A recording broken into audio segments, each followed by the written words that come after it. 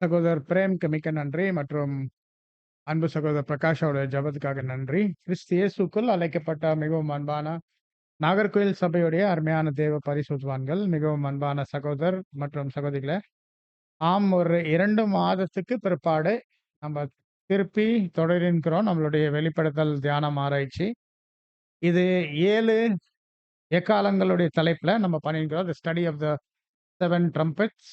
இது நீங்க ஞாபகம் வச்சுட்டு இருந்தோம்னா, நம்ம வெளிப்படுத்தல் 10ஆம் அதிகாரம் உடைய 4 வசனங்கள் தியானம் முடிச்சிருக்கிறோம். இப்போ 5வது வசனத்துக்கு நம்ம போறோம். நீங்க ஞாபகம் இருக்கும், இந்த வெளிப்படுத்தல் 10ஆம் அதிகாரம் உங்க கரங்கள்ல இருக்கிற தமிழ் வெளிப்படுத்தல் காமெண்ட்ரீஸ்ல நீ பார்த்தானா, இந்த வெளிப்படுத்தல் 10ஆம் அதிகாரம் உடைய இருக்கிற தூதன் சரி, அந்த வெளிப்படுத்தல் 10ஆம் அதிகாரத்துடைய அந்த தூதனுடைய இருக்கிற கையில இருக்கிற ஒரு திறக்கப்பட்ட சிறிய புத்தகம், அந்த மற்ற விவரங்கள் அங்கே சொல்லப்பட்டிருக்குது. நீங்க பார்ப்போம், அது கருத்து வந்து ஆ வேறையா இருக்குது. அதாவது காபிரியேல் தூதன், தானியேல் புத்தகம் அப்படியெல்லாம் வந்து நீங்க பார்ப்போம். ஆனா நாங்க வந்து உங்க முன்பாக வச்சிருக்கிறோம் இந்த கருத்து பார்க்கும்போது, கம்ப்ளீட்டா வித்தியாசமா இருக்குது. காரணம் கூட நான் உங்களுக்கு காமிச்சோம். நம்ம உங்களுக்கு ஒரு பக்கம் நாங்க உங்களுக்கு என்ன காமிச்சிருக்கிறோம்னா, அந்த அடையாளங்கள் ஏதோ பயன்படுத்திக்குது. வெளிப்படுத்தல் 10ஆம் அதிகாரம் 1ஆம் வசனம். அது முழுக்க முழுக்க கர்த்தராகிய இயேசு கிறிஸ்து அவருடைய 2ஆம் வருகைக்கு தான் பொருந்து இருக்கிறதா பார்க்கிறோம். 2வது ஆ இந்த வெளிப்படுத்தல் 10ஆம் அதிகாரம் உடைய இருக்கிற பலமுள்ள தூதன் மற்றும் அந்த பலமுள்ள தூதனோடு இருக்கிற செயல்பாடு, அங்கே தானியேல் புஸ்தகத்துல இருக்கிற 10ஆம் அதிகாரத்துல முதல் கொண்டு 12ஆம் அதிகாரம் வரை இருக்கிற அந்த தூதன், நம்ப கம்பேர் பண்ணும்போது என்ன பார்த்தோம்னா, நெறைய வித்தியாசங்கள் இருக்குது. அந்த தானியேல் புஸ்தகத்துல இருக்கிற தூதன் வேற, இங்கே வெளிப்படுத்தல் 10ஆம் அதிகாரத்துடைய தூதன் வேற கூட நம்ம பார்த்துக்கிறோம். நெக்ஸ்ட் நாங்க உங்களுக்கு என்ன சொல்லிட்டோம்னா, இந்த 6ஆம் வசனம் முடிச்ச பின்பு, நாங்கள் உங்களுக்கு காமிப்பேன். எப்போ நம்ப 7ஆம் வசனம் போறோம். அ எப்படி என்ன காரணத்துக்கு உங்க கரங்கள்ல இருக்கிற வெளிப்படுத்தல் புஸ்தகத்துல, அந்த சகோதரர்கள் ஏன் அந்த கோணத்துல போனாங்க? ஏன் அந்த கோணத்துல போனாங்க? ஏன் வந்து 1799 ஆ ஒரு மையமே வச்சுட்டு அங்க பேசியிருக்கிறாங்க. அதெல்லாம் விஷயம் நம்ப பார்க்கலாம். பட் இப்போ நம்ம ஃபர்ஸ்ட் இப்போ பார்க்கணும். வசனம் 5லேருந்து இப்போ ஒரு விஷயம் நீங்க ஞாபகம் வைக்கணும். நானு இங்கிலீஷ்லேருந்து ஆ எடுத்து பேசியிருக்கிறோம். நம்ம வந்து இங்கிலீஷ் பைபிள வச்சு, இங்கிலீஷ் காமெண்ட்ரி எழுதி, இங்கிலீஷ் பாணியிலேருந்து தான் இங்கிலீஷ் பார்வையிலேருந்து எடுத்து வைக்கிறோம். ஆனா, தமிழ்ல நெறைய தடவை அது வசனங்கள் மாறும். முன்ன பின்னே மாறும். ஸோ அது கொஞ்சம் கஷ்டமா இருக்கும். அத நானும் அட்ஜஸ்ட்மென்ட் பண்ணோம். இப்ப நம்ப ஆரம்பிக்கலாம். முதலாவது நம்ப வாசிக்கலாம். ஏற்கனவே படிச்சுட்டு தியானம் பண்ணியிருக்கிற வசனங்கள். வெளிப்படுத்தல் 10ஆம் அதிகாரம் வசனங்கள் 1 முதல் 4 வரை. பின்பு பலமுள்ள வேறொரு தூதன் வானத்திலிருந்து இறங்கி வர கண்டேன். மேகம் அவனை சூழ்ந்திருந்தது. அவனுடைய சிரசின் மேல் வானவில் இருந்தது. அவனுடைய முகம் சூரியனைப் போலவும், அவனுடைய கால்கள் அக்கினி ஸ்தம்பங்கள் போலவும் இருந்தது. திறக்கப்பட்ட ஒரு சிறு புஸ்தகம் அவன் கையில் இருந்தது. தன் வலது பாதத்தை சமுத்திரத்தின் மேலும், தன் இடது பாதத்தை பூமியின் மேலும் வைத்து, சிங்கம் கெர்ச்சிக்கிறது போல மகா சத்தமாய் ஆர்ப்பரித்தான். அவன் ஆர்ப்பரித்த பொழுது 7 இடிகளும் சத்தமிட்டு முழங்கின. அவ்வேழு இடிகளும் தங்கள் சத்தங்களை முழங்கினபோது, நான் எழுத வேண்டுமென்றிருந்தேன். அப்பொழுது 7 இடிமுழக்கங்கள் சொன்னவைகளை நீ எழுதாமல் முத்திரை போடு என்று வானத்திலிருந்து ஒரு சத்தம் உண்டாகக் கேட்டேன். ஸோ இங்கே இந்த முதல் 4 வசனங்கள்ல நம்ம பார்த்தோம். இது வந்து 7வது எக்காலத்துக்கு முன்னுரை. ப்ரீலூட். 7வது எக்காலத்துக்கு முன்னுரை பகுதி. இந்த முன்னுரையில என்ன பார்த்துன்னுக்கிறோம்னா, இங்கே கர்த்தர் இயேசு அவருடைய 2ஆம் வருகையில, அவர் எப்படி அறுவடை செய்தியாளரா இருக்கிறார். அவர் தான் கொண்டு வர்றது அறுவடை செய்தி. அந்த அறுவடை செய்தி தான் தேவ எக்காலம் முதல் தெசலோனிக்கர்ல 4:16 சொல்லியிருக்கிறது. அந்த அறுவடை செய்தி தான் 7ஆம் எக்காலம். இந்த தேவ எக்காலம் சரி, 7ஆம் எக்காலம் சரி, இது எங்கிருந்து வருது? பரலோகத்திலிருந்து வருது. யார் கொண்டு வர்றது? கர்த்தராகிய இயேசு கிறிஸ்து கொண்டு வரார். இப்ப அவர் அதை கொண்டு வர்றது சொல்லும்போது, அவர் அறுவடை செய்தியாளரா நம்ம பார்க்கும்போது, முதல் வசனம் அவருடைய மகிமை பத்தி பேசுது. முதல் வசனம் அவருடைய மகிமை பத்தி பேசுது. 2வது வசனம் அவருடைய ஆளுகை பத்தி பேசுது. எப்படி அவர் ஆளுகை ஆரம்பிக்கிறாரு. 3வது வசனம் வந்து அந்த இருக்கிற அந்த செய்தி, அது ஒரு குறிப்பிட்ட ஜனங்களுக்கு மாத்திரம், புது சிருஷ்டி மாத்திரம். அது வந்து எப்படி அவரு வெளிப்படுத்துறார்? எப்படி ஒரு 7ஆம் தூதன் ஒரு மனுஷன் கருவி தேர்ந்தெடுத்து பயன்படுத்தி எப்படி அவருக்கு வெளிப்படுறார் 23 வருடங்கள் காலத்துல அந்த காரியங்கள் எல்லாம் பார்த்து நம்ம நிறைய டீட்டெயில்ஸ் எல்லாம் பார்த்துட்டோம். அப்புறமா நம்ம பார்க்கிறோம் இந்த விஷயங்கள். ஆ, பெரிய வெளிப்பாடு 7 இடிமுழக்கல். 7 இடிமுழக்கல் சொல்லும்போது இது நம்ம பார்க்கிறோம். ஆ, நீங்க ஞாபகம் வைக்கணும். இந்த எக்காலங்கள் நம்ம ஆரம்பிக்கும்போது ஆ, எப்படிப்பட்ட பாணியில எழுதியிருக்கிறது தேவன் இது? இது வந்து மற்றவர்கள் மற்றவர்கள் சத்திய செய்தி கேட்கும்போது அவங்களுடைய எதிர்வினை என்ன இருந்துச்சு? இப்போ இந்த 7 புத்தகங்கள் ஏதோ இருக்குது அறுவடை செய்தி. இது வந்து இடிமுழக்கல் ஏன் சொல்லிக்குதுன்னா, ஏன்னா இது வெளிச்சம். இது மின்னல். எப்படி மின்னல் கொண்டு வருது இடி, வெளிச்சம் கொண்டு வருது எதிர்ப்பு. அப்ப இது எதிர்ப்பு வெளிப்படுது தான் நம்ம பார்க்கிறோம். இந்த 7 இடி முழக்கங்கள், 7 புத்தகங்கள். இந்த 7 புத்தகங்கள் கூட நம்ம பார்க்கணும். இது ரொம்ப ஆச்சரியமா இருக்குது. ஆ, சகோதரர் ரசல் அவரு ஆ, சாகுற வரைக்கும் ஒரு 7வது வால்யூம் பத்தி பேசிட்டு இருந்தார்.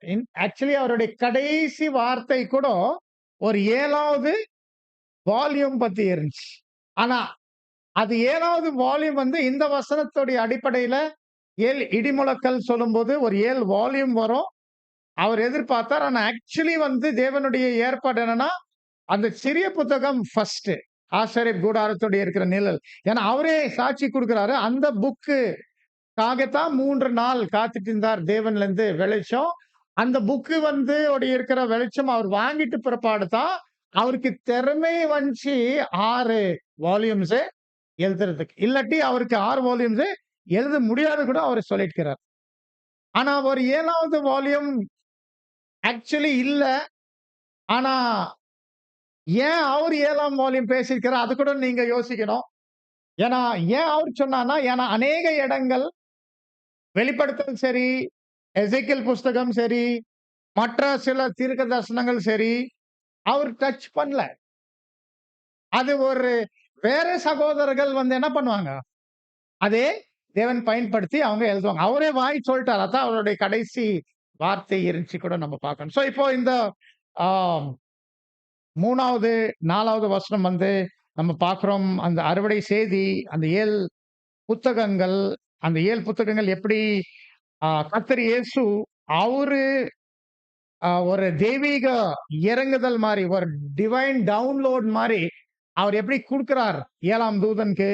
அவர் எப்படி 23 வருடங்கள் இந்த 7 புத்தகங்கள அவர் எழுதி ஆ, ஆயத்தம் பண்றாரு. இது எல்லாமே வந்து 4ஆம் வசனம் வரைக்கும் அதை நம்ம பார்த்துட்டு, இப்போ வசனங்கள் 5, 6, 7 நம்ம பார்க்கும்போது, வசனங்கள் 5, 6, 7 நம்ம பார்க்கும்போது, இது வந்து என்ன பேசுது கேட்டாக்கா, இப்போ இந்த அறுவடை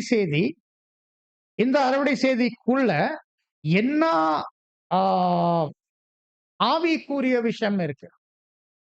ஏன்னா இதெல்லாம் வந்து தெய்வீக வெளிப்பாடு. தெய்வீக வெளிப்பாடு இருக்கும்போது, இந்த இருக்கிற ஆ, அறுவடை செய்திக்குள்ள என்ன ஆவிக்குரிய காரியம் இருக்குது? பரிசுத்தவான்கள். ஞாபகம் வைங்க, இது வந்து நம்ம டிஸ்கோர்ஸ் நம்ம எடுக்கல.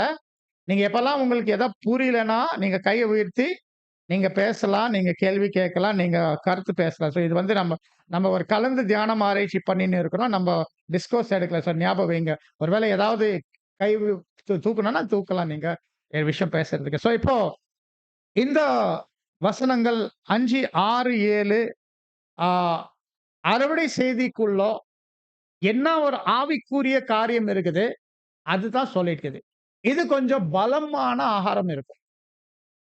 அதனால தான் நான் என்ன பண்ண போறேன்னா, இது ரொம்ப ஸ்லோவா எடுக்க போறேன்.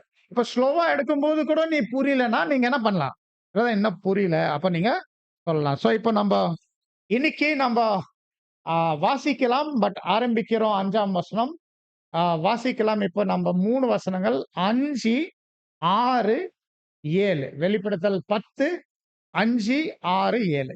சமுத்திரத்தின் மேலும் பூமியின் மேலும் நிற்கிறதாக நான் கண்ட தூதன் தன் கையை வானத்திற்கு நேராக உயர்த்தி, இனி காலம் செல்லாது, ஆனாலும் தேவன் தம்முடைய ஊழியக்காரராகிய தீர்க்கதரிசிகளுக்கு சுவிசேஷமாய் அறிவித்தபடி 7ஆம் தூதனுடைய சத்தத்தின் நாட்களிலே அவன் எக்காளம் ஊதப் போகிறபோது தேவ ரகசியம் நிறைவேறும் என்று வானத்தையும் அதில் உள்ளவையையும் பூமியையும் அதில் உள்ளவைகளையும் சமுத்திரத்தையும் அதில் உள்ளவைகளையும் சிருஷ்டித்தவரும் சதா காலங்களிலும் உயிரோடு இருக்கிறவருமானவர் மேல் ஆணையிட்டுச் சொன்னான்.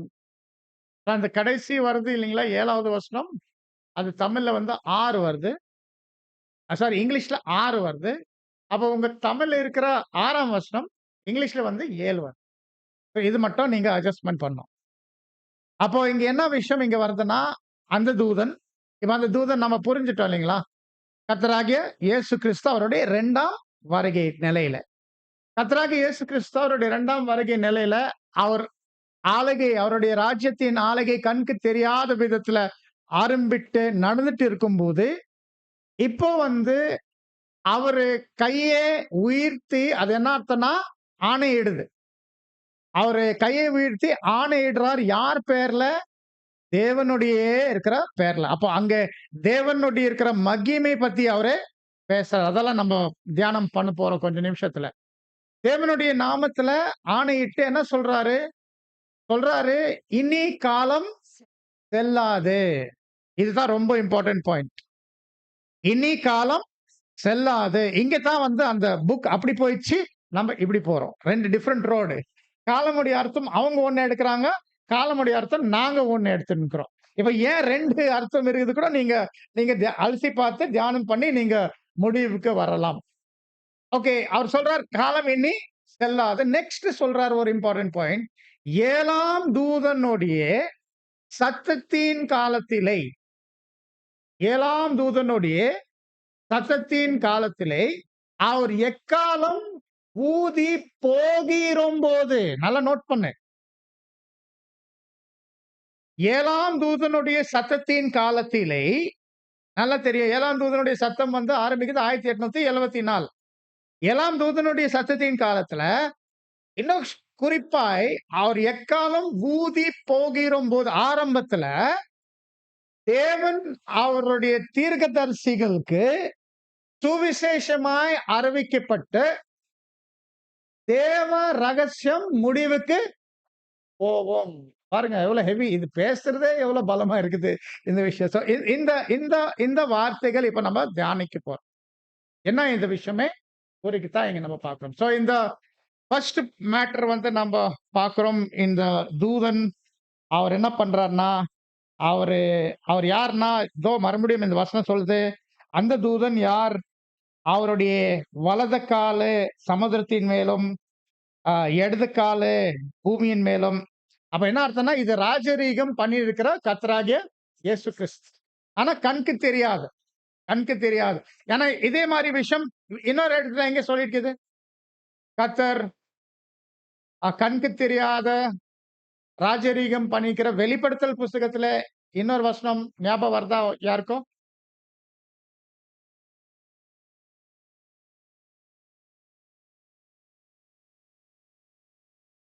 வெள்ளை சிங்காசனம் வருது இல்லைங்களா?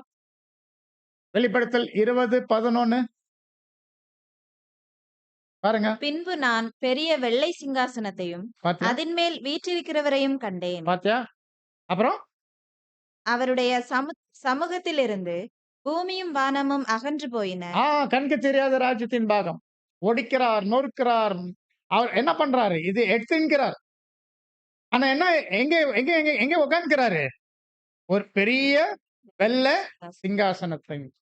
இந்த இந்த இந்த விஷயத்தை இங்க திருப்பி 5ஆம் வசனத்துல இங்க சொல்லப்பட்டிருக்கத்தான் நம்ம பார்க்கிறோம். இப்போ நெக்ஸ்ட் காரியத்தை என்ன நம்ம பார்க்கிறோம்னா, ஆ அவரு கையை உயர்த்துறார். பரலோகத்துக்கு அவர் கையை உயர்த்துறத இங்க நம்ம பார்க்கிறோம். இப்போ கையை உயர்த்திட்டு வந்து இப்போ அவரு நம்ம பார்க்கிறோம், அ ஆணையிடுறார். தேவனுடைய பேர்ல ஆணையிடுறத நம்ம பார்க்கிறோம். இப்போ இந்த ஃபர்ஸ்ட் பாயிண்ட் நீங்க புரிஞ்சுட்டுக்கோம். அது ஆளுகை பண்ணிட்டுருக்கிறாரு. அவருடைய ராஜ்யம் நடந்து கொண்டிட்டு இருக்குது. ஏன்னா, இது விஷயம் இன்னொரு இடத்துல கூட பாருங்க. அ கண்க்கு தெரியாத ராஜ்யம் பாகம். இப்போ நடக்கிற ராஜ்யம் பாகம். கர்த்தர் இயேசு ஆளுகிட்டு இருக்கிறார்ன்ட்டு யாருக்கே தெரியாது. யாருக்குமே தெரியாது. நம்ம சகோதர, சகோதரிகள் மத்தியிலேயே ஒரு கருத்து வேறுபாடு இருக்குது கூட நம்ம நல்லா தெரியும். வசனம் பாருங்க. ஒரு வசனம் வாசிங்க. தானியேல் 12ஆம் அதிகாரம் 1ஆம் வசனம். உன் ஜனத்தின் புத்திரருக்காக நிற்கிற பெரிய அதிபதியாகிய மீகாயேல் அக்காலத்திலே எழும்புவான். யாதொரு ஜாதியாரும் தோன்றினது முதல் அக்காலம் மட்டும் உண்டாயிராத ஆபத்து காலம் வரும். அக்காலத்திலே புஸ்தகத்தில் எழுதியிருக்கிறவர்களாக காணப்படுகிற உன் ஜனங்கள் அனைவரும் விடுவிக்கப்படுவார்கள். இது வந்து யூதர் ஜனங்களுக்காக இருக்கிற வசனம் இருக்குதான் நம்ம பார்க்கிறோம் தானியேல் புஸ்தகத்துல. யூதர் ஜனங்கள் வந்து எதிர்பார்த்துட்டு இருக்கிறாங்க மேசியா. மேசியா யாரு? மேசியா தான் பரலோகத்துல இருக்கிற மீகாவேல். அவர் தான் வந்து மேசியா. அவங்கள வந்து இந்த வசனத்துல இருந்து புரிஞ்சுக்க போறாங்க. அவர் எலும்புவார்ன்னு என்னத்துனா, ஆளுகை துவக்குவார் தான் இங்க நம்ம பார்க்கணும். ஏன்னா இது எலும்புது, நிக்குது. இது விஷயம் வந்து ஆளுகை தான் குறிக்கிறது. நம்ம இன்னொரு வசனம் வாசிக்கலாம். மார்க் 3ஆம் அதிகாரம் 26ஆம் வசனம். இங்க சாத்தான் குறித்து, சாத்தானுடைய ஆளுகை குறித்து பேசியிருக்கிறது. சாத்தான் தனக்குத்தானே விரோதமாக எழும்பி பிரிந்திருந்தால் அவன் நிலை நிற்க மாட்டாமல் அழிந்து போவானே. இங்க விஷயம் வந்து சாத்தானுடைய ஆளுகைக்கு அந்த நிலைத்து நிக்கிறது விஷயம் வருது நம்ம பார்க்கிறோம். நிலைத்து நிக்கிறது குறிக்குது. ஆளுகை ஆரம்பிட்டிருக்குது. இப்ப அவருடைய ஆளுகை நம்ம தெரியும். 1874 அக்டோபர்ல இருந்து ஆளுகை ஆரம்பிச்சு, இது தேவனுடைய ராஜ்யம். ஆனா தேவனுடைய ராஜ்யம் ஆரம்பத்துல எப்படி இருக்குதுன்னு நம்ம பார்க்கிறோம்னா, அது நம்ம பார்க்கிறோம் கண்ணுக்கு தெரியாத ராஜ்யத்தின் நிலையில இருக்கிறது நம்ம பார்க்கிறோம். கர்த்தர் வந்து அவருடைய ஆளுகை, அவருடைய வலது காலு, இடது காலு, அவருடைய ஆளுகை எப்படி இருக்குது கேட்டனா, ஒரு பக்கம் சமுத்திரத்தின் மேலும், இன்னொரு பக்கம் பூமியின் மேலும்.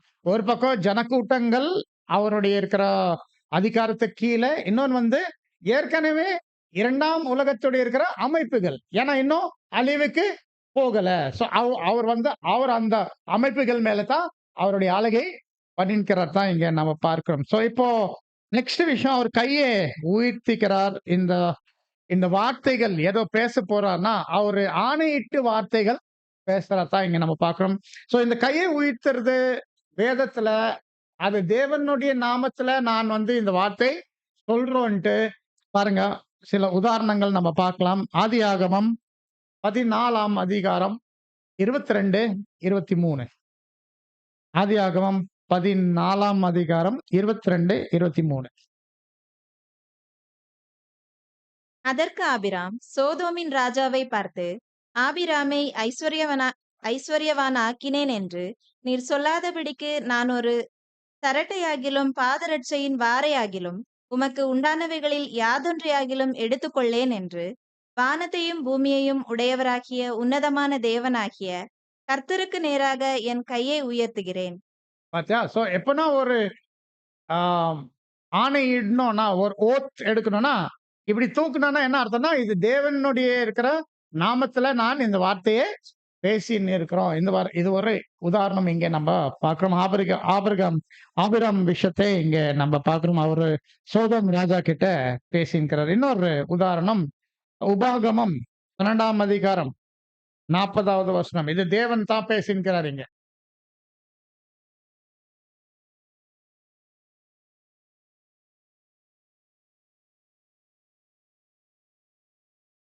இல்ல.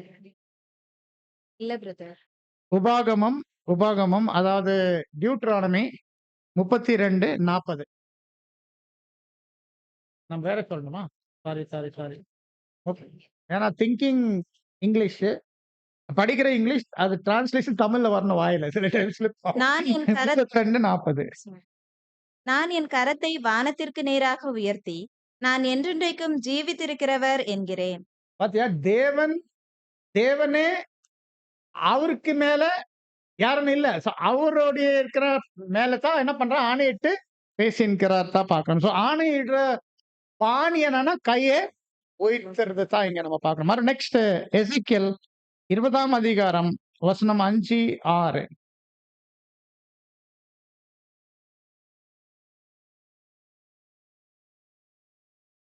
கர்த்தராகிய ஆண்டவர் உரைக்கிறது என்னவென்றால், நான் இஸ்ரவேலை தெரிந்து கொண்ட நாளிலே, யாக்கோபு வம்சத்து ஜனங்களுக்கு நான் ஆணையிட்டு, எகிப்து தேசத்தில் என்னை அவர்களுக்கு தெரியப்படுத்தி, நான் உங்கள் தேவனாகிய கர்த்தர் என்று ஆணையிட்டேன்.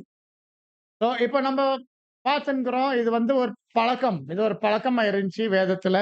எப்பல்லாம் ஒரு ஆணையிட்டு ஆணை ஆணையோட வார்த்தை பேசுறோம்னா, என்ன பண்ணுவோம்னா, கையை உயர்த்துவோம். தேவன் பக்கமே கையை உயர்த்துவோம். அப்போ தேவனுடைய நாமத்துல நாம் இந்த வார்த்தை பேசின்கிறோம். அது அர்த்தம் தான் இருக்குதான் இங்க பார்க்கிறோம். இப்போ இந்த விஷயத்தை இப்போ நம்ம அந்த வார்த்தைகள் பார்க்கறதுக்கு முன்னே, ஏன்னா அந்த வார்த்தைகள் வருது. என்னத்தான் பேசுறார்? முதலாவது சொல்றாரு, இனி காலம் செல்லாது. பட் அதுக்கு முன்னே தமிழ்ல 7ஆம் வசனத்துல வந்துருக்குது அந்த வார்த்தைகள். தேவன் யார்? தேவன் யார்? அங்க 7ஆம் வசனத்துல சொல்லிருக்குது. என்ன ஆச்சரியமா இருக்குது அந்த வார்த்தைகள். நீங்க தயவு செய்து கவனம் கொடுங்க. இப்ப 7ஆம் வசனம் நீங்க வாசித்து, அதுதான் நம்ம பார்க்க போறோம். ஏன்னா நான் இங்கிலீஷ்ல இது 6ஆம் வசனத்துல வருது. வாசிங்க. வானத்தையும் அதில் உள்ளவைகளையும், பூமியையும் அதில் உள்ளவைகளையும், சமுத்திரத்தையும் அதில் உள்ளவைகளையும் சிருஷ்டித்தவரும், சதா காலங்களிலும் உயிரோடு இருக்கிறவருமானவர் மேல் ஆணையிட்டு சொன்னான். பாருங்க எப்படி தேவன் பத்தி பேசுறார் பாருங்க. இங்க தேவன் யாரு? அவருடைய மகிமை என்ன? இந்த வார்த்தைகள்ல காணப்படுது. இந்த வார்த்தை என்ன சொல்லுதுன்னா, சுருக்கம்னா தேவனுடைய மகிமை. அவர்தான் எல்லாருடைய சிருஷ்டியாளர். அவர்தான் எல்லாருக்கும் ஜீவனை கொடுக்கிறவர். இப்போ இந்த காரியத்தை நாம ஒவ்வொன்னா எடுத்து உங்க முன்பாக வைக்கும்போது காமிக்கிற சில காரியம் புதுசா கூட இருக்கலாம் உங்களுக்கு இந்த விஷயத்தை பார்க்கும்போது. முதலாவது விஷயம் அவரு என்றென்றைக்கும் ஜீவன் உள்ளவர். என்றென்றைக்கும் ஜீவன் உள்ளவர் அப்படி சொல்லும்போது இதுதான் தலை சுத்துற விஷயம். ஏன்னா எல்லா பரலோக சரி, பூலோக சரி, எல்லா சிருஷ்டிகள், எல்லா சரித்திரம் ஒரு ஆரம்பம் இருக்கு. ஆரம்பம் இருக்கு இல்லைங்களா? எவ்வளவோ பின்னாடி பின்னாடி பின்னாடி பின்னாடி பின்னாடி நம்ம கணக்கு கூட தெரியல கூட இருந்தா கூட அது ஒரு ஆரம்பம் இருக்கு. ஆனா தேவனுக்கு ஒரு ஆரம்பம் இல்ல. இது ரொம்ப ரொம்ப ஆச்சரியம். இது எப்படி கிரகிக்கணும்னா நம்மளால தெரியல. அப்ப இது எல்லாம் அவரால தான் உண்டாக்கப்பட்டது. இந்த என்றென்றைக்கும் ஜீவன் உள்ளவர் இந்த விஷயம் சில வசனங்கள் வாசிக்கலாம். சங்கீதம் 90:2.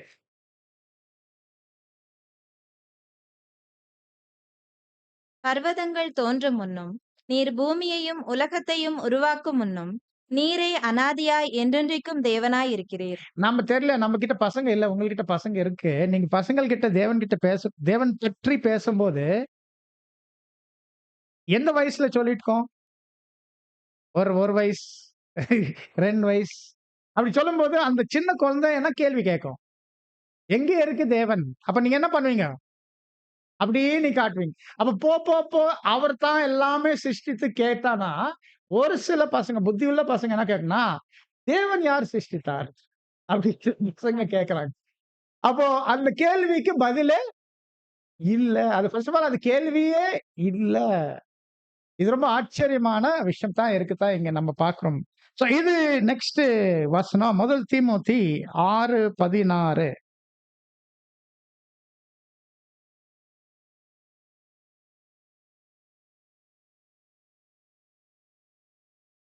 16. ஒருவராய் சாவாமை உள்ளவரும், சேரக்கூடாத ஒளியில் வாசம் பண்ணுகிறவரும், மனுஷரில் ஒருவரும் கண்டிராதவரும். போதும். இப்போ இது இது இது இது ஒருவராய் சாவாமை உள்ளவரும் இங்க பார்க்கும்போது ஆக்சுவலி இது யாருன்னா கேட்டாக்கா, அப்போஸ்தலன் பவுல் இந்த சந்தர்ப்பத்துல எழுதும்போது இது கர்த்தர் இயேசு பத்தி பேசுகிறார். அப்புறமா ஒருவராய் சாவாமை உள்ளவரும் சேரக்கூடாத ஒளியில வாசம் பண்ணியிருக்கிறோம். அது பிதாவாகிய தேவன்.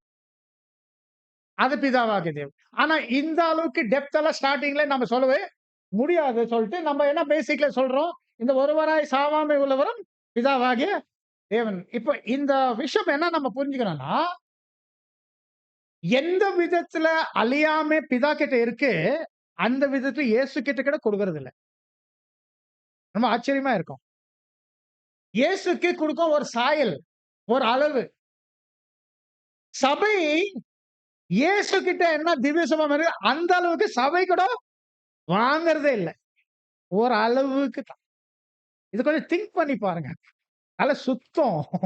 அப்ப தேவன் கிட்ட இருக்கிற திவ்ய சுபாவம் அது ஒருவராய். ஏன்னா அவர் சிருஷ்டியாளர். அவர் சிருஷ்டியாளர். கர்த்தர் இயேசு எவ்வளவுதான் மகிமை தேவனிடத்துல இருந்து வாங்கிட்டு இருந்தா கூட, அவர் ஒரு சிருஷ்டி. அவர் ஒரு சிருஷ்டி. சமமான அளவே இல்ல. So, இந்த வகையில அவருடைய மகிமை பத்தி இந்த வசனம் பேசும்போது, அவரு என்றென்றைக்கும் ஜீவன் உள்ளவர். அவருடைய விசேஷ விதமான அவருடைய தம்மில் தாமே ஜீவன். அந்த இருக்கிற அந்த அழியாமை அவருக்குள்ளவே இருக்குது அந்த ஜீவனே. அப்படி இருக்கிறார் நம்மளுடைய தேவன். நம்மளுடைய பிதாவாகிய தேவன். இதுதான் விஷயத்த இங்க நம்ம பார்க்கிறோம். அப்போ அவரு பரலோகத்து சிருஷ்டித்து, பரலோகத்துள்ள இருக்கிற எல்லா சிருஷ்டிகள் அவரு சிருஷ்டித்தார். அந்த வார்த்தை என்ன குறிக்குதுன்னா, அது குறிக்குது ஒரு தனிப்பட்ட சிருஷ்டிகள். ஆவியின் சுபாவத்தின் சிருஷ்டிகள். ஆவியின் சுபாவத்தின் சிருஷ்டிகள். நம்மளுக்கு அவ்வளோ ஒண்ணும் சொல்றதுக்கு இல்ல. ஆவியின் சுபாவம் உடைய சிருஷ்டிகள் என்னன்னா நம்ம தெரியாது. நம்ம சில யூகலாம். அ அவங்க ரெக்கையெல்லாம் காமிச்சிருக்குது. அவங்கள வந்து பறக்குறாங்க. அ அ நம்ம அவ்வளவு விவரம் நம்மகிட்ட தெரியல. ஆனா அந்த கம்ப்ளீட்டா அந்த நம்ம கண்ணுக்கு தெரியாத இருக்கிற பரலோகக்குரிய ஆவி சுபாவ சிருஷ்டிகள் வெவ்வேறு ரூபத்துல சிருஷ்டிகள். உடைய சிருஷ்டியாளர் யாருன்னா தேவன். நல்லா புரிஞ்சுக்கோ. பரலோகத்துல கல்யாணம் இல்ல. பரலோகத்துல குழந்தை தூதர்கள் பொறுக்கிறது இல்ல. ஒவ்வொரு தூதன் தேவன் தான் என்ன பண்ணும், அவரை படிக்கணும். ஆனா அவர் இயேசு வச்சு படிக்கிறார். ஏன்னா அவர் தான் வந்து நேரடி ஒருத்தர் தான் பண்றார். அவர் வச்சு படிக்கிறார். ஆனா யோசிச்சு பாருங்க, அந்த கம்ப்ளீட் விஷயத்தான் இது முதல். பரலோகம் மற்றும் பரலோக உள்ளவைகள் அவர் தான் சிருஷ்டியாளர் தான் இங்க நம்ம பார்க்கிறோம். நெக்ஸ்ட் பூலோகம் மற்றும் பூலோகம் உள்ளவைகளுடைய இருக்கிற சிருஷ்டிப்பு. இது விஷயம் நம்ம நல்லா தெரியும். இது குறிக்குது மாம்சமான சிருஷ்டிகள். இந்த பூலோகத்துல இருக்கிற மாம்சத்தோட இருக்க பலவிதமான சிருஷ்டிகள். இது மனுஷன் ஒண்ணு, மிருகம், பறவை, மீன், அநேக விதமான வெவ்வேறு சிருஷ்டிகள் வந்து இங்க வருது கணக்குல தான் இங்க நம்ம பார்க்கிறோம். ஆனா மூணாவது என்னன்னா சமுத்திரத்துல மற்றும் சமுத்திரத்து உள்ளவைகள். இது நேரடி பாஷை இல்ல, ஞாபகம் வைங்க. இது மீன் பத்தி பேசல. இது சமுத்திரம் இங்க என்ன குறிக்குதுன்னா தீமையின் அனுமதி. மனிதன் ஜாதி நம்முடைய சாயலாகவும் நம்முடைய ரூபத்தின்படி உண்டாக்கும் ஆக அந்த வார்த்தை பேசும்போது அதுக்கு பின்பு ஏதன் தோட்டத்துல அந்த மனுஷ ஜாதி வீழ்ச்சி நடந்துச்சு. அந்த வீழ்ச்சியின் நிலையில தான் தேவன் வந்து அந்த ஆதாம் ஏவாளு அந்த ஏதேன் தோட்டத்திலிருந்து வெளியே துரத்துறாரு. இப்ப அந்த விழுந்து போன நிலையில பழகி, பெருகி செத்துக்கிறாங்க எல்லாம். இதுதான் சமுத்திரம். சமுத்திரமுடைய விஷயத்தை நம்ம வாசிக்கலாம். ஏசாயா 57ஆம் அதிகாரம் 20வது வசனம்.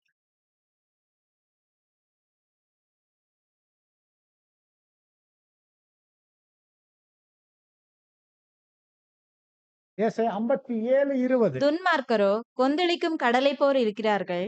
அது அமர்ந்திருக்க கூடாமல் அதன் ஜலங்கள் சேற்றையும் அழுக்கையும் கரையில் ஒதுக்குகிறது. இப்ப இதுல இருந்து நம்ம புரியுது, இந்த விழுந்து போன பாவத்தின் நிலையில இவன் முழு மனுக்குலம் அவங்களுடைய வாழ்க்கை ஜீவன் எல்லாம் எப்படி ஒப்பிட்டு இருக்குதுன்னா சமுத்திரம், கொந்தளிக்கிற சமுத்திரம் போல இருக்குதான் இங்க நம்ம பாக்குறோம். இப்போ இந்த சமுத்திரத்தை குறிக்குது. விழுந்து போன நிலையில மனுக்குலம் பெருகுது, சாகுது. இது எந்த காலகட்டத்தின் மத்தியிலன்னா தீமையின் அனுமதியில. நல்லா புரிஞ்சுக்கணும். இங்க கர்த்தர் என்ன சொல்லிருக்கிறான்னா, இந்த விஷயத்துல கூட தேவன் தான் கண்ட்ரோல். இந்த இருக்கிற சமுத்திரம், சமுத்திரத்து உள்ளவைகள் தேவன் தான் படைக்கிறார். எப்படி? அவருடைய அனுமதியில.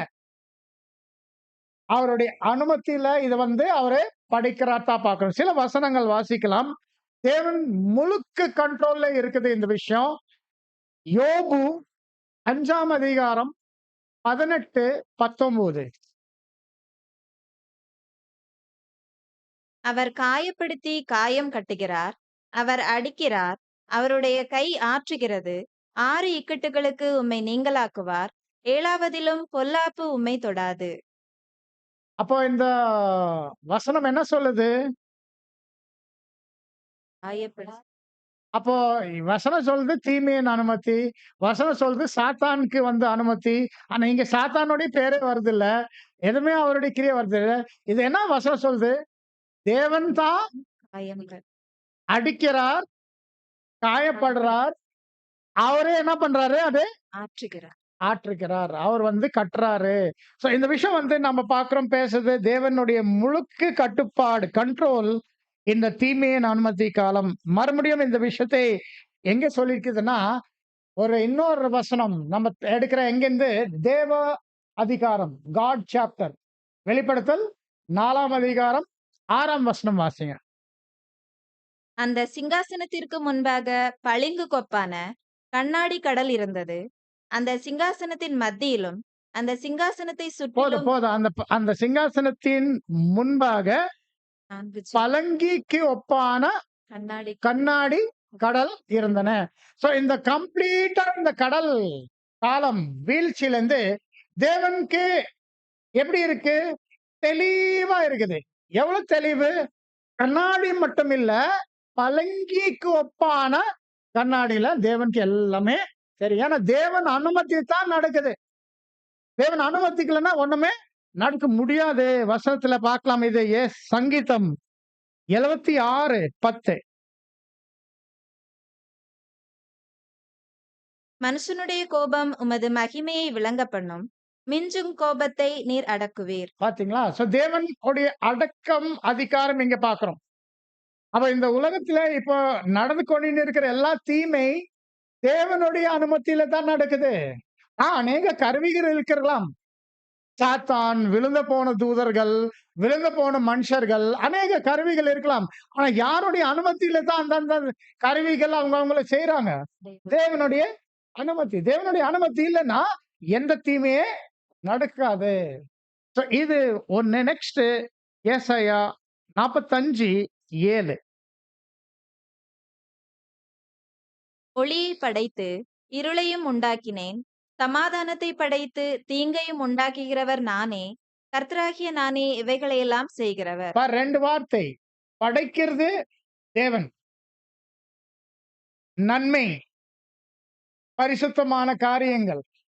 ஆனா தீமை, அந்தகாரமான காரியங்கள் உண்டு விடுறார், உண்டாக்குறார், உண்டு விடுறார். அவருடைய அனுமதி.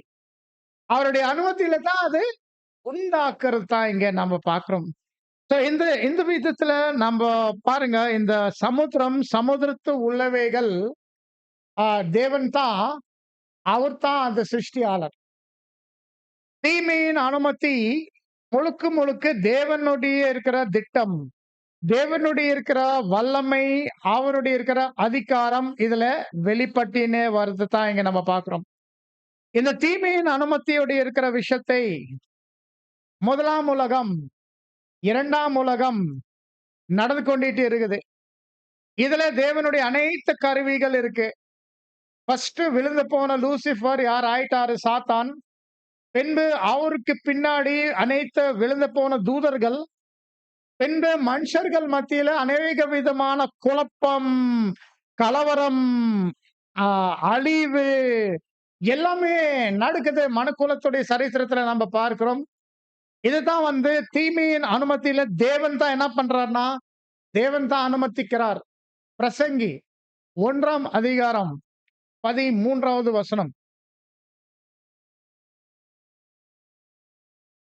வானத்தின் கீழ் நடப்பதையெல்லாம் ஞானமாய் விசாரித்து ஆராய்ச்சி செய்கிறதற்கு என் மனதை பிரயோகம் பண்ணினேன். மனுபுத்திரர் இந்த கடும் தொல்லையில் அடிபடும்படிக்கும் தேவன் அதை அவர்களுக்கு நியமித்திருக்கிறார். பாத்தியா? தேவன் தான் நியமித்திருக்கிறார். தேவன் தான். அப்போ இந்த விஷயத்தை நாம கவனிக்கணும்ட்டு இந்த வசனம் சொல்லத்தான் நம்ம பார்க்கணும். இப்ப இந்த தீமையின் அனுமதி எதுக்கு ஒப்பிட்டு இருக்குது? சமுத்திரம். சமுத்திரம் இங்க நம்ம பார்க்கணும். இந்த சமுத்திரம் எங்க போய் முடியுது? இந்த சமுத்திரம் எங்க போய் முடியுது கேள்வி கேட்டானா, இந்த தீமையின் அனுமதி எங்க போய் முடியுது கேட்டாக்கா, டிவைன் பிளான் சார்ட்ல இந்த டாட்டட் லைன். இதுதான் தீமையின் அனுமதியுடைய முடிவு. நம்பர் 10. இந்த 10ல என்ன நடக்கும்? வசனம் வாசிங்க. அது வேதம் தெளிவா சொல்லுது இந்த விஷயம். வெளிப்படுத்தல் 21ஆம் அதிகாரம் 1ஆம் வசனம். பின்பு நான் புதிய வானத்தையும் புதிய பூமியையும் கண்டேன். எங்க வரும் புதிய வானம், புதிய பூமி? இந்த 2ஆம் உலகம் இங்க முடியும் போது இங்கதான் வெளிப்படும் புதிய வானம், புதிய பூமி. கரெக்டா? கரெக்டா?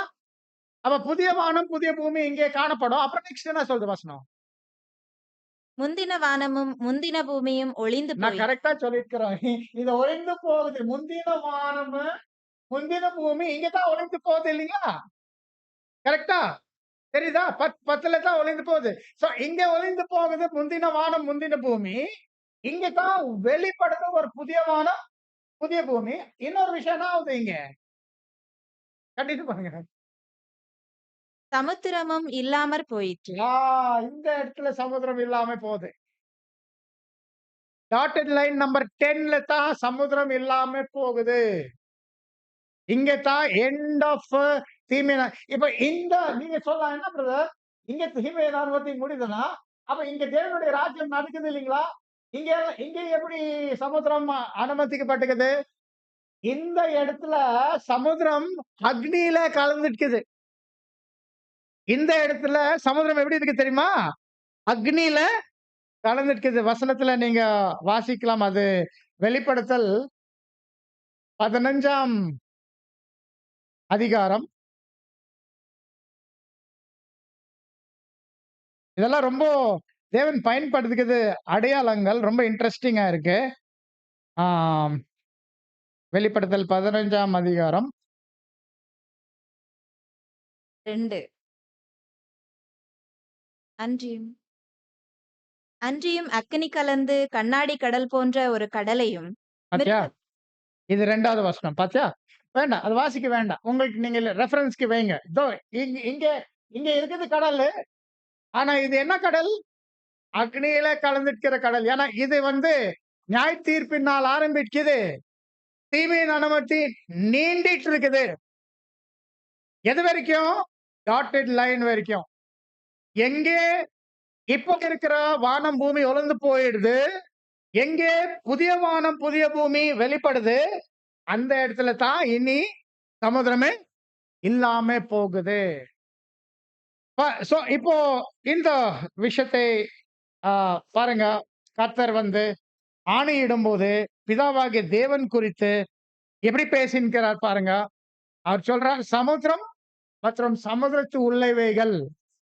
இப்போ இந்த விஷயத்தை நம்ம சொன்னேன்ல, இங்கிலீஷ்ல 6ஆம் வசனம், தமிழ்ல 7ஆம் வசனம். கொஞ்சம் வாசிக்கிறீங்க திருப்பி 7ஆம் வசனம் சிஸ்டர். இனி காலம் செல்லாது, ஆனாலும் தேவன் தம்முடைய ஊழியக்காரராகிய தீர்க்கதரிசிகளுக்கு சுவிசேஷமாய் அறிவித்தபடி 7ஆம் தூதனுடைய சத்தத்தின் நாட்களிலே அவன் எக்காளம் ஊதப் போகிற சாரி, போது. சாரி. உங்களுக்கு 7ஆம் வசனம் வருது சிஸ்டர். ஆமா, அது 7. இல்ல, நீங்க 6 வாசித்தீங்கன்னு நெனைக்கிறேன். 6 தான் வாசிச்சேன். 7ஆ? அதான் நான் நெனச்சேன். நானும் கன்ஃப்யூஸ், நீங்க கன்ஃப்யூஸ் தானேன்னு தெரியல. 7 தான் நீங்க வாசிங்க இப்போ. வானத்தையும் அதில் உள்ளவைகளையும், பூமியையும் அதில் உள்ளவைகளையும், சமுத்திரத்தையும் அதில் உள்ளவைகளையும் சிருஷ்டித்தவரும் சதா காலங்களிலும் உயிரோடு இருக்கிறவருமானவர் மேல் ஆணையிட்டு சொன்னான். பாரு, இந்த இவ்வளோ வார்த்தைகள்ல தேவனுடைய மகிமை குறித்து, அவர்தான் சிருஷ்டியாளர், அவர்தான் ஜீவன் குடுக்கிறவர், அவர் சொல்றார். அப்ப இந்த மாரி பேசிட்டு, இப்போ நம்ம ஏற்கனவே பார்த்தோம். 5ஆம் வசனத்துல அவர் கையை வானத்த இடத்துல நீட்டி ஆணையிடுறார் தேவனுடைய நாமத்துல. இப்ப என்ன சொல்றாரு? இனி காலம் செல்லாது, இனி காலம் செல்லாது. அந்த இனி காலம் செல்லாது வார்த்தை முக்கியமான வார்த்தை சொல்றார். இனி காலம் செல்லாதுன்னா அது என்ன காலம்? குரோனாஸ். குரோனாஸ். காலமுடைய வார்த்தை நீங்க கிரீக்ல போய் பார்த்தாக்கா என்ன வருது? குரோனாஸ்.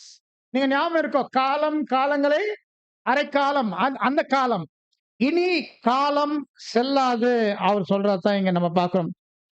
அப்ப என்ன சொல்றார்? இனி ஒரு குரோனாஸே இருக்காது. இப்போ இந்த விஷயத்தை இப்படி சொல்லும்போது நம்ம பார்க்கிறோம், இங்க கர்த்தர் என்ன பண்ணிருக்கிறார்னா, அவர் ஆக்சுவலி இந்த இடத்துல அவரு தேவனுடைய கருவியா இருந்து, தேவனுடைய கருவியா இருந்து அவரு தெய்வீக நியாய தீர்ப்பு பத்தி பேசியிருக்கிறார். தேவனுடைய கருவியா இருந்து அவர் தெய்வீக நியாய தீர்ப்பு பத்தி பேசியிருக்கிறார். எந்த நியாய தீர்ப்பு? தேவனுடைய வீட்டுக்குள்ள, தேவனுடைய வீட்டுக்குள்ள முதல் நியாய தீர்ப்பு ஆரம்பிக்குது இல்லைங்களா? அந்த இருக்கிற நியாய தீர்ப்பு பத்தி பேசியிருக்கிறார். இப்போ ஏன் சொல்றாரு இனி காலம் செல்லாது? ஏன்னா தேவன் இந்த பேர் கிறிஸ்து மண்டலம், எது பேர் பாபிலோன் வேதத்துல இருக்குது. தேவன் இந்த பாபிலோன் மன திரும்புறதுக்கு வாய்ப்பே கொடுத்திருக்கிறார். எவ்வளவு தடவை? 2 தடவை கொடுத்தார். சீர்தீர்த்தம்க்கு முன்னே கொடுத்தாரு, சீர்தீர்த்தம்க்கு பின்பு கொடுத்தார். 2 வாய்ப்பு கொடுத்தார் பாபிலோன் மன திரும்புறதுக்கு. 2 குரோனாஸ் கொடுத்தாரு. சீர்தீர்த்தம்க்கு முன்னே ஒரு குரோனாஸ், சீர்தீர்த்தம்க்கு பின்பு ஒரு குரோனாஸ். இப்போ என்ன சொல்ற? இனி குரோனாஸ் தராது, இனி குரோனாஸ் தராது. வசனம் என்ன சொல்றதுன்னா, இப்போ தீர்ப்பு வெளிப்பட போகுது. வெளிப்படுத்தல் 18ஆம் அதிகாரம் வசனம் 1, 2. இவைகளுக்கு பின்பு வேறொரு தூதன் மிகுந்த அதிகாரமுடையவனாய் வானத்திலிருந்து இறங்கி வர கண்டேன். அவனுடைய மகிமையினால் பூமி பிரகாசமாயிற்று. அவன் பலத்த சத்தமிட்டு, மகா பாபிலோன் விழுந்தது, விழுந்தது, அது பேய்களுடைய குடியிருப்பும் சகலவித அசுத்த ஆவிகளுடைய காவல் வீடும் அசுத்தமும் அருவருப்பும் உள்ள சகலவித பறவைகளுடைய கூடும் ஆயிற்று. இங்க கர்த்தர் இயேசு மூலமாய் தேவனுடைய தீர்ப்பு வெளிப்படுது நம்ம பார்க்கிறோம். இந்த இருக்கிற பேர் கிறிஸ்து மண்டலம் மேல இனி காலம் செல்லாது அந்த வார்த்தை ஏன் சொல்றான்னா, இப்ப பாரு 2 காலம், 2 குரோனாஸ் தேவன் கொடுத்தாரு. முதல் காலம் குரோனாஸ் கொடுத்தாரு நம்ம பார்க்கிறோம். சீர்தீர்த்தம்க்கு முன்னே அது 4வது சபைக்குள்ள அவர் இந்த வார்த்தை பேசுறாரு. வெளிப்படுத்தல் 2ஆம் அதிகாரம் 21ஆம் வசனம். வெளிப்படுத்தல் 2:21. அவள் மனம் திரும்பும்படியாய் அவளுக்கு தவணை கொடுத்தேன். தன் வேசி மார்க்கத்தை விட்டு மனம் திரும்ப அவளுக்கு விருப்பமில்லை. இப்ப அந்த தவணை வார்த்தை நீங்க போய் கிரேக்கர்ல போய் பார்த்தோம்னா ஒரு குரோனோஸ். குரோனோஸ். என்ன குரோனோஸ் அவர் குடுத்தாரு? 4ஆம் சபை ஆரம்பம்போது 1157ல இருந்து 1517 வரை 360 வருஷங்கள். இந்த 360 வருஷங்கள் தேவன் குடுத்தாரு இந்த யேசபேலு அவங்க மனம் திரும்புறதுக்கு. ஆனா மனம் திரும்பல. அப்போ அந்த டைமுடைய தீர்ப்பு எப்படி வெளிப்பட்டுச்சுன்னா மார்ட்டின் லூத்தர் மூலமா. மார்ட்டின் லூத்தர் வந்து அந்த 95 கருத்துக்கள் வந்து அவரு வெளிப்படும்போது அந்த அந்த சபையுடைய செய்யற காரியங்களை அவர் என்ன பண்ணாரு? தீர்ப்பா வெளிப்படுத்திட்டார். ஆனா அங்கே ஒரு இன்னொரு குரோனோஸ் ஆரம்பிச்சு.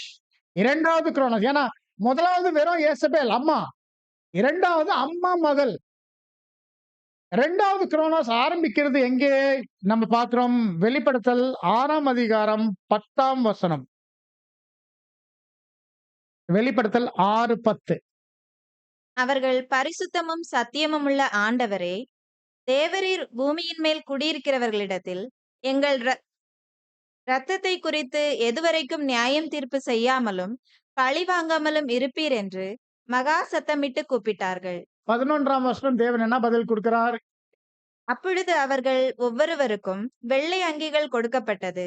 அன்றியும் அவர்கள் தங்களைப் போல கொலை செய்யப்பட போகிறவர்களாகிய தங்கள் உடன் பணிவிடைக்காரரும் தங்கள் சகோதரருமானவர்களின் தொகை நிறைவாகும் அளவும் இன்னும் கொஞ்சம் காலம் இன்னும் அண்டர்லைன் பண்ண, இன்னும் கொஞ்ச காலம் இளைப்பாற வேண்டும். அந்த இன்னும் கொஞ்ச காலம் எங்கே ஆரம்பிக்குதுன்னா ஒரு 6 மாசம் விடணும். ஏன் 6 மாசம் விடணும்? ஏன்னா மார்ட்டின் லூத்தர் வந்து 95 கருத்துக்களுடைய தீர்ப்பு வந்து வெளிப்படும் போது அது முழுக்க முழுக்க லத்தீன் பாஷையில இருந்துச்சு. யாருக்கு தெரியல அவர் என்னத்தான் போட்டார் அந்த கதவு மேல. ஒரு சாமியார் வந்து ஒரு போட்டாரு, ஏதோ போட்டாருப்பா பேப்பரு. என்னப்பா அது? தெரியலப்பா, லத்தீன்ல இருக்குது, நமக்கு தெரியாது. சோ அந்த இருக்கிற 95 கருத்துக்கள் வந்து ஃபர்ஸ்ட் என்ன பாஷையில நெக்ஸ்ட் 2 மாசத்துல வந்து எப்படி மொழிபெயர்ப்புனா ஜெர்மன் பாஷையில மொழிபெயர்ப்பு ஆகுது. ஜெர்மன் பாஷையில மொழிபெயர்ப்பு ஆகுது மட்டும் இல்ல, ஆயிரம் கணக்குடைய கைப்பிரதியே பிரிண்ட் ஆகுது. இது முழு ஜெர்மனிக்கு போகுது. ஜெர்மனில இருந்து ஒரு சிலர் மற்ற நாடோடைய இருக்கிற சுற்றிலும் இருக்கிற தேசங்களால் வந்து இங்கிலீஷ், அந்த பிரெஞ்சு அப்படி இருக்கிற மற்ற பாஷை ஜனங்கள் வரும்போது என்ன பண்றாங்கன்னா அதை எடுத்துட்டு அவங்க பாஷையில என்ன பண்றாங்க? மொழிபெயர்ப்பு பண்றாங்க. இதுக்கெல்லாம் எவ்வளவு டைம் வேணும்? ஒரு 6 மாசம் டைம் வேணும். இப்ப இந்த 6 மாசம் டைம் வந்து அக்டோபர் 1517 இருந்து அக்டோபர் 1517 31ஆம் தேதி தான் இந்த மார்ட்டின் லூத்தர் பண்ண அந்த காரியத்தை. அக்டோபர் 1517 இருந்து நீங்க 6 மாசம் எடுத்தானா நவம்பர், டிசம்பர் 1517, ஜனவரி 1518, பிப்ரவரி 1518, மார்ச் 1518, ஏப்ரல் 1518. ஏப்ரல் 1518ல இருந்து ஒரு குரோனோஸ் 360. ஏப்ரல் 1518ல இருந்து நீங்க 360 எடுத்தானா அது நேரா வந்து நிக்குது ஏப்ரல் 1878. ஏப்ரல் 1878 அங்க வந்து நிக்குது. இங்க வந்து நிக்கும் போது இங்கே தான் இந்த தூதன் சொல்றார், இனி காலம் செல்லாது. நம்மளுடைய காலம் சென்றுச்சு. நம்ம கிளாஸ் இப்ப க்ளோஸ். இது கண்டினியூ பண்ணுவோம் நெக்ஸ்ட் டைம். ஏன்னா நிறைய லோடு உங்க மேல போட்டுக்கிறது. அது உங்களுக்கு ஜீரணமாகணும். இதை நம்ம கண்டினியூ பண்ண போறோம் இந்த விஷயத்தை அடுத்த கிளாஸ்ல. இப்போ யாருக்கு ஏதாவது கேள்வி, கருத்து, சந்தேகம், கூடுதலான கருத்து, மாற்று கருத்துன்னா நீங்க பேசலாம். ஏற்கனவே எடுக்கும்போது கூட உனக்கு அனுமதி இருக்குது கை தூக்குறது. ஸோ யாருமே கை தூக்கலன்னா எந்த ப்ராப்ளம் இல்லை போல தெரியுது. அந்த புக்கு நாகராஜ் பிரதர் அது பாருங்க, அது இருக்குது விஷயம். அதை நான் எக்ஸ்பிளைன் பண்றேன் நெக்ஸ்ட் டைம் வந்து எப்போ நம்ம அந்த 6ஆம் வசன பிற்பாடு நம்ம காமிப்போம். இனி காலம் செல்லாது பாணியில எப்படி ரெண்டு பாணியில போகுது. அந்த புக்கு என்ன இனி காலம் செல்லாதுன்னா 1260 நாட்கள். அதாவது காலங்களை அரைக்காலம். பட் நம்ம அந்த ரூட்ல போல. நம்ம எந்த ரூட்ல போயின்னுக்கிறோம்? பாபிலோனுக்கு கொடுத்த 2 குரோனாஸ் காலம். மன திரும்புதல். அது விஷயம் நம்ம நெக்ஸ்ட் கிளாஸ்ல அந்த விஷயத்தை உங்களுக்கு சொல்வோம். சோ இதுதான் இன்னைக்கு நம்ம பண்ண தியானம். 2 மாச பிற்பாடு தேவன் தாமே உங்க அனைவரும் இந்த தியானம் ஆராய்ச்சி ஆசீர்வதிப்பாராக. மற்றும் நாகர்கோயில் சபை, சபையார் மற்றும் மூப்பர்கள் என்னை தந்த இந்த மாபெரும் ஊழியம் வாய்ப்புக்கு தாழ்மையான நன்றி தெரிவிக்கிறேன். ஆமென். மற்றும் ஒரு சின்ன ஆலோசனை நம்ம பிரேம் பிரதர் கிட்ட பேசிட்டோம். நம்முடைய வால்யூம் கிளாஸ்ல ஒரு ஆலோசனை, நம்ம ட்ரெயின் எப்படி ஒரு ட்ராக் இன்னொரு ட்ராக் சேஞ்ச் ஆகுதுன்னா, first volume to third volume மாத்துறதுக்கு கேட்கிறோம். ஏன்னா ஃபர்ஸ்ட் வால்யூம் உடைய எல்லா விஷயங்கள் வந்து எப்படி இருக்கும்னா ரொம்ப ரொம்ப பால் மாதிரி தான் இருக்குது, புதுசா இருக்குது.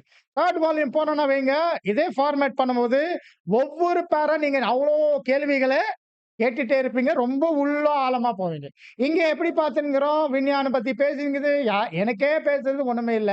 உங்களுக்கு என்ன பேசுறது இருக்கும். அந்த அந்த அந்த மாதிரி இருக்கும்போது நம்ம யோசனை வந்துச்சு. ஏன்னா காலம் ரொம்ப கம்மி தான் இருக்குது. இதை பிரயோஜனப்படுத்தணும். ஸோ நீங்க எல்லார்கிட்ட பேசி, எல்லா மூப்பர்கள் கிட்ட பேசி ஒரு ஆலோசனை 3வது வால்யூம் உடனே இல்ல, இன்னும் கொஞ்சம் இந்த சாப்டர் கூட முடிட்டோம். அப்புறம் 3வது வால்யூம்க்கு நம்ம சேஞ்ச் பண்ணலாம். உங்களுக்கு முன்பாக வைக்கிற ஆலோசனை. தேங்க்யூ. நன்றி.